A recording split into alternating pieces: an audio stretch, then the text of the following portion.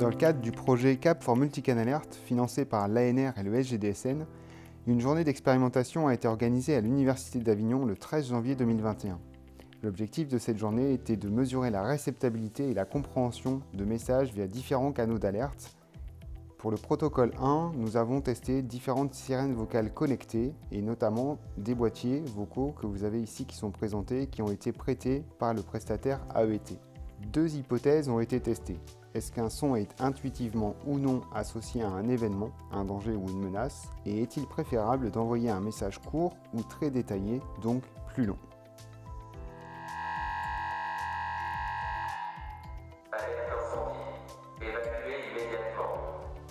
Les résultats obtenus montrent les choses suivantes. L'alarme incendie, qui est la norme AFNOR, est rapidement reconnue par les participants dans une majorité des cas. Pour les autres sons, par exemple la trille continue strident, la fuite de gaz est un événement qui apparaît comme étant majoritairement associé. Pour le bip classique, la fuite de gaz revient également, mais on voit qu'il y a aussi l'explosion ou le colis suspect qui peuvent être associés à ce type d'événement. Pour les messages qui ont été envoyés à partir des boîtiers vocaux connectés, le message 1, alerte incendie évacué immédiatement, est bien compris et la longueur est suffisamment correcte. Lorsque l'on allonge le message, ici l'exemple 3, alerte incendie, feu localisé dans le hall du bâtiment nord du campus Hannah Arendt, évacué vers la porte est, le message est considéré comme plus long, même s'il reste clair et agréable à la compréhension. Que retenir du protocole 1 ? Les messages courts sont agréables, clairs et rapidement compris. Par contre, lorsqu'on ajoute des informations spatiales, notamment sur le lieu de rassemblement ou sur le lieu de départ de l'incendie, on voit que la longueur du message est plus longue et donc il est plus difficile pour les participants de retenir ces informations et donc de les localiser sur une carte ou de savoir quels sont les lieux qui sont concernés.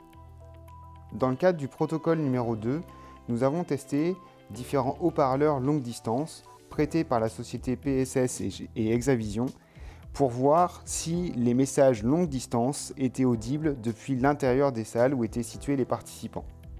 Pour cela, 3 haut-parleurs longue distance ont été distribués de manière différente sur le campus Hannah Arendt. La remorque 360 XL sur la cour principale, le haut-parleur 60 XL au niveau du parking pour les personnes extérieures et le 100X qui est un haut-parleur mobile et qui a donc été déplacé au cours de l'expérimentation. Dans le cadre de ce protocole, 2 hypothèses étaient testées. Vu la configuration du site et l'épaisseur des murs, quelle est la portée réelle des haut-parleurs et est-ce un outil réellement pertinent en milieu urbain dense? Est-il également nécessaire que les messages soient longs, très forts et est-ce qu'ils sont bien compris ou entendus par tout le monde? Exercice, exercice, exercice. Alerte incendie. Feu localisé dans le hall du bâtiment nord du campus Hannah Arendt. Les résultats obtenus montrent que le haut-parleur situé sur la cour principale est entendu par l'ensemble des salles et que le message a été bien entendu et bien compris. Le deuxième haut-parleur, situé au niveau du parking, a toutefois été bien moins entendu. La salle la plus proche a entendu le message, mais aucune autre salle n'a entendu de manière claire et lisible le message. Autrement dit, lorsqu'on localise le haut-parleur dans un endroit qui est plus distant, plus éloigné des salles, on n'entend plus le message.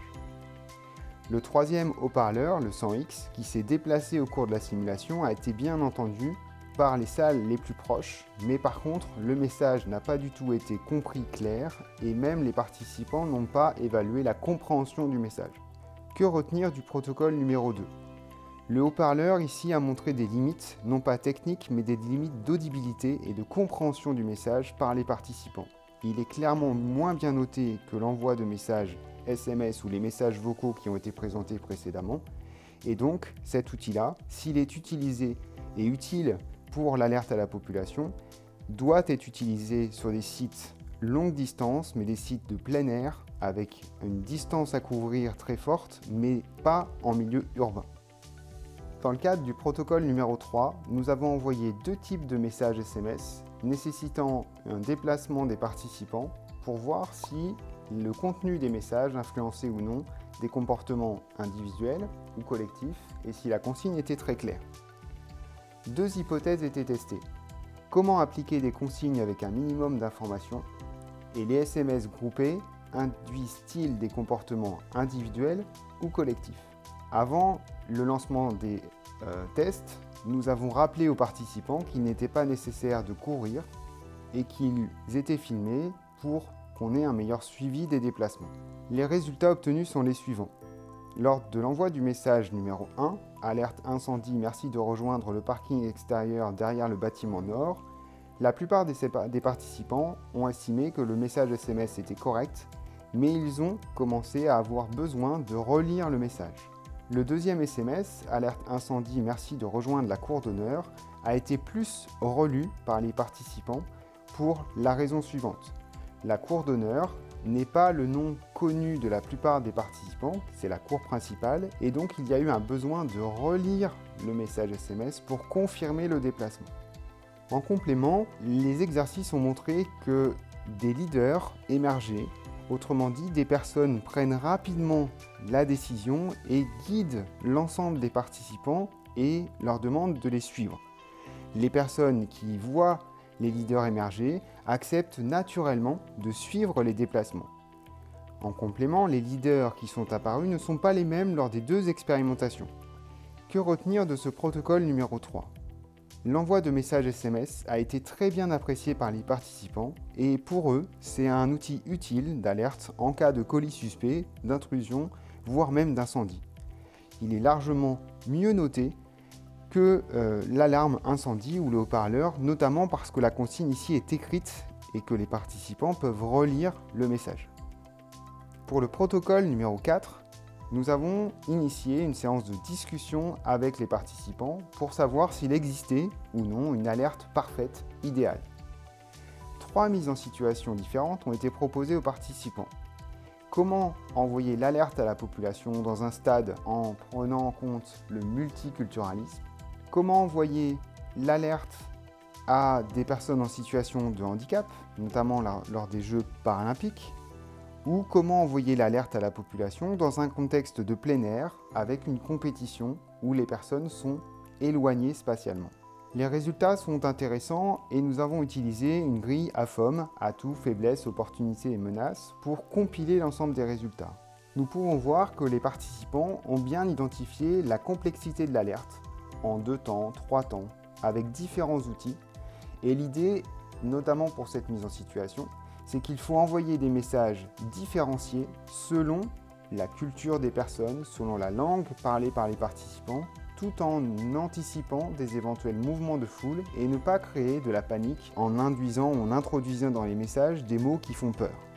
Les menaces, identifiées aussi par l'ensemble des participants, c'est la présence d'un bruit ambiant, d'une agitation qui est liée au contexte des Jeux Olympiques et qui peut perturber la réception du message.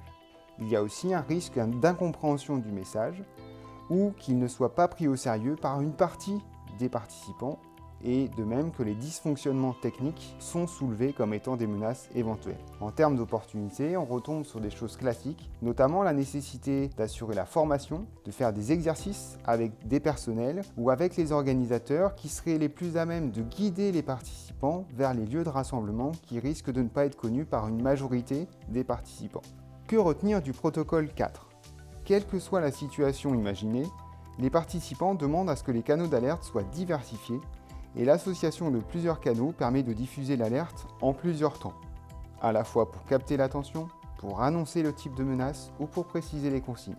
Deuxièmement, les 3 sites et leur environnement sont perçus comme des freins à la réceptabilité et à la réception d'une alerte à cause du bruit ambiant, de la densité des individus et également de la dispersion et de l'éclatement des individus sur un site de plein air.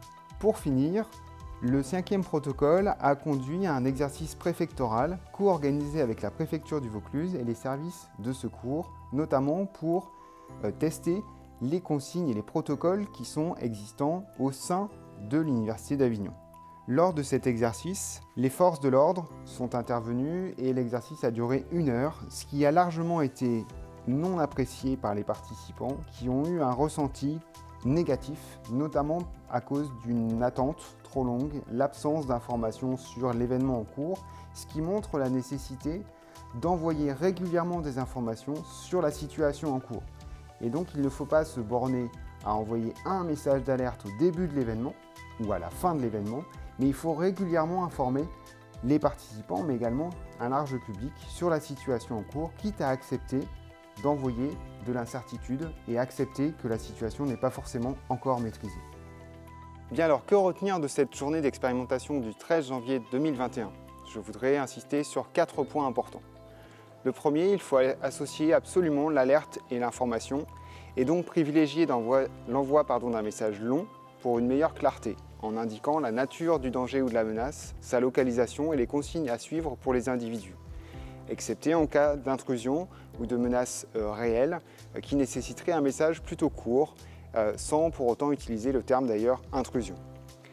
Le deuxième point important, c'est que l'émetteur du message doit être l'entité la plus légitime aux yeux des individus, et donc ce n'est pas forcément l'autorité administrativement ou territorialement compétente. Un exemple tout simple, en cas de feu, les participants souhaiteraient recevoir un message des SDIS, donc les services départementaux incendie et secours.